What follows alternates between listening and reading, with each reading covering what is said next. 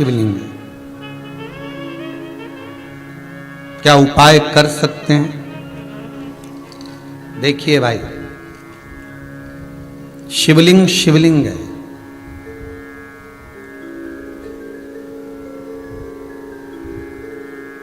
भले वो पार्वती जी का हस्त कमल ना हो, भले अशोक सुंदरी की जगह ना हो, भले अशोक सुंदरी की जगह भले ना हो, और भले उसमें हस्त कमल माता पार्वती जी का ना हो, परंतु शिवलिंग शिवलिंग है। भगवान भूत भावन वहां विराज रहे। और एक और बात अच्छे से ध्यान कर लीजिए महाराज, शंकर के शिवलिंग को जहां रखा है आपने, भले वो भूमि हो, चाहे प्लेट हो, कटोरी हो, एक चोमली बना ली हो, कपड़े पर रखा हो, वो हस्त कमल ही माना जाए। बस इतना जरूर है कि गोल बनाते हैं तो उसमें अशोक सुंदरी का स्थान नियुक्त नहीं होता, पर शंकर के शिवलिंग के भीतर 33 कोटि देवताओं का भाव तो वैसे ही आ जाता है।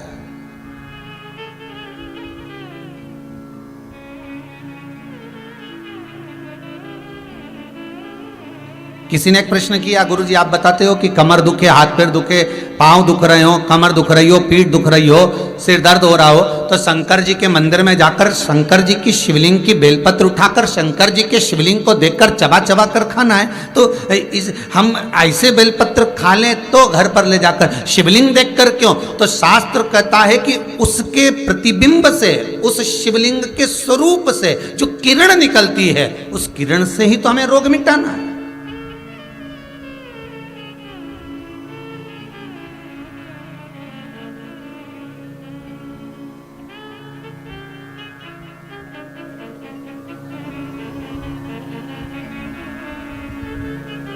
अरे भाई, आप और हम में से बहुत सारे ऐसे होंगे जिनको शरीर में कष्ट होता होगा, और जैसे ही हॉस्पिटल में या क्लिनिक पर या डॉक्टर के पास पहुंचते हैं, बस डॉक्टर हाथ पकड़ के देखता है तो आधी बीमारी तो वहीं समाप्त हो जाती है। बोलो होती कि नहीं होती? सही बताओ।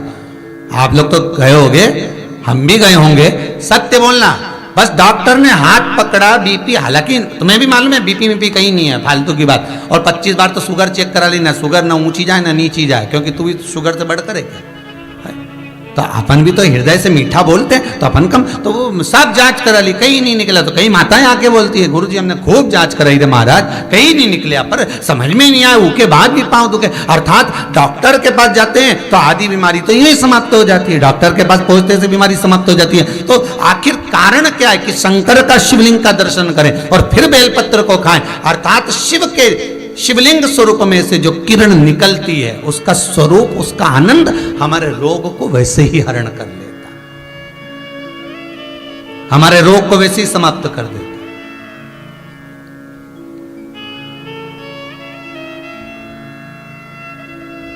हम शंकर के स्वरूप का एक आनंद पा सकते हैं।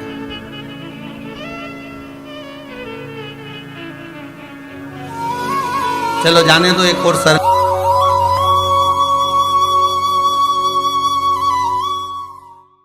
आनंद मिल सकता है वो दुनिया में कहीं नहीं मिल सकता। सारे तीर्थ धाम आपके चरणों में, हे भोलेनाथ प्रणाम आपके। शिव के चरणारविंद में सारा सुख आनंद हमें प्राप्त हो सकता है।